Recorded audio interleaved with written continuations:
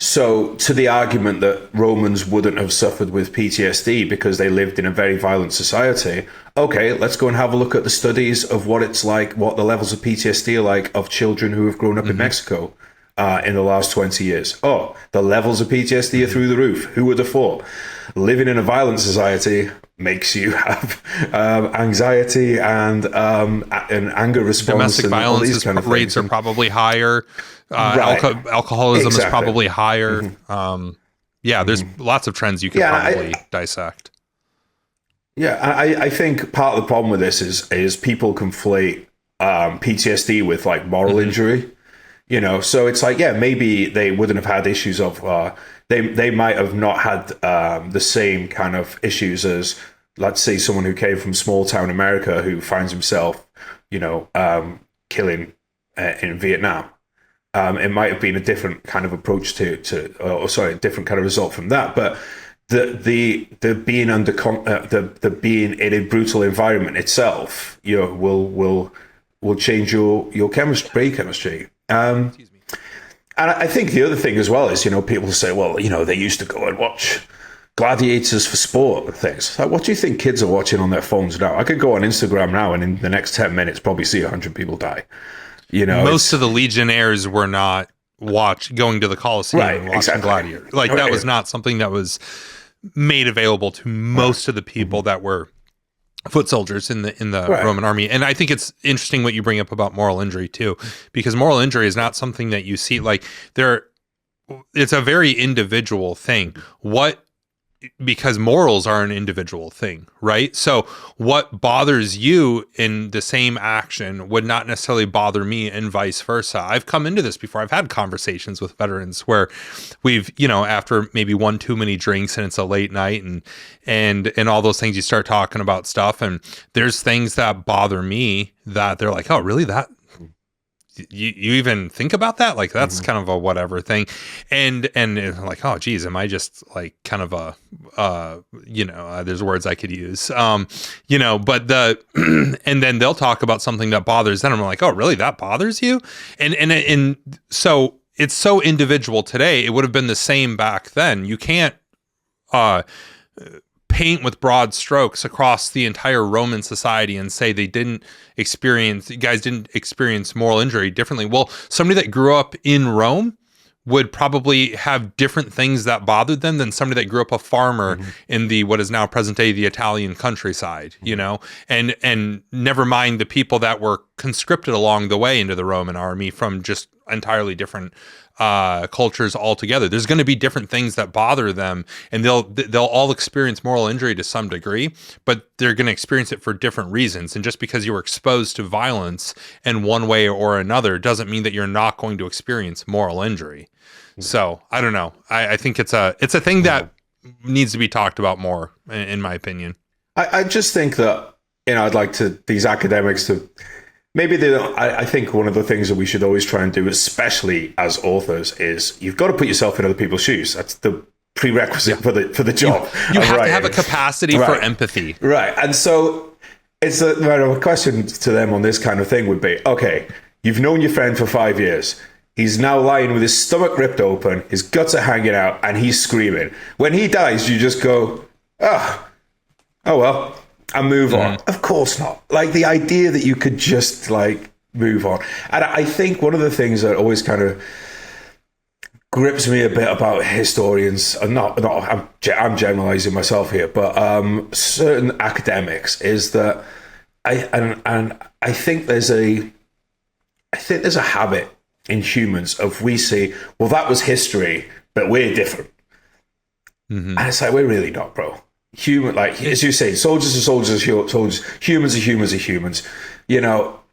Take away this. I was going to say air conditioner. I don't need that. I'm in bloody UK. Take away this heating system right now, and the food in the fridge, and everything like that. And we all tend to want the same things, behave the same ways, and that's a great cheat code for authors, because it means you can pick other periods. And if you write if it was the case that people were different, then it wouldn't really be interesting to read about, because a lot of the things about a lot of the reasons that a book will touch you is, the idea of let's just say, a few hundred years ago, the idea that just a small or not even a few hundred years ago, but the fact that a small infection could take away the life of your child or someone that you loved.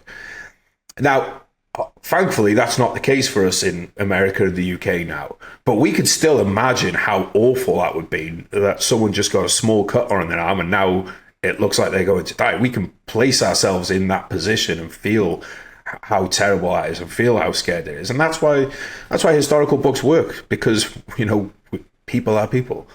Well, and we have examples of people having these emotions. Anyway, you think this same period, 89 AD, that means it's, it's in the same century, roughly, as the events that led to the crucifixion of Jesus Christ. Well, crucifixions back then were a common form of putting somebody to death. It was one of the more extreme forms, but it would be, and this was during the Roman Empire that this happened, right? Well, you could say that the people that witnessed the crucifixion of Jesus Christ, that maybe that was not the first crucifixion that they had witnessed, yet we still have written record of people being very distraught over it. That it was a horrible thing to witness.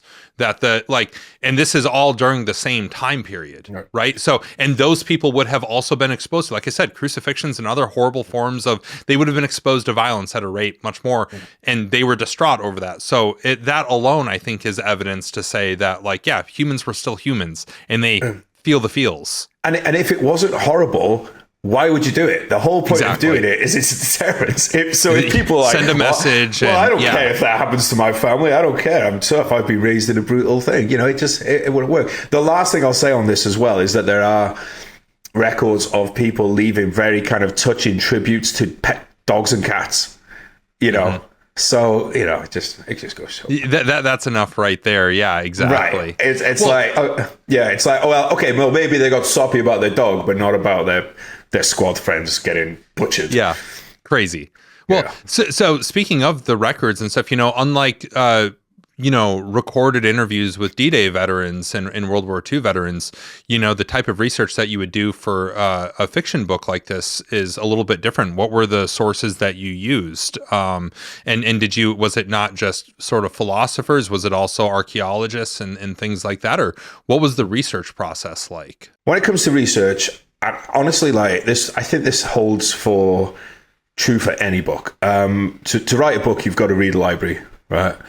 And every book that you write will almost it's a collaborative effort with all these other authors that you've never met and might have even been dead for hundreds of years, because their work is going to inform you so much, whether it's picking up on their style of writing that may influence you, or key facts and figures that you build your book around.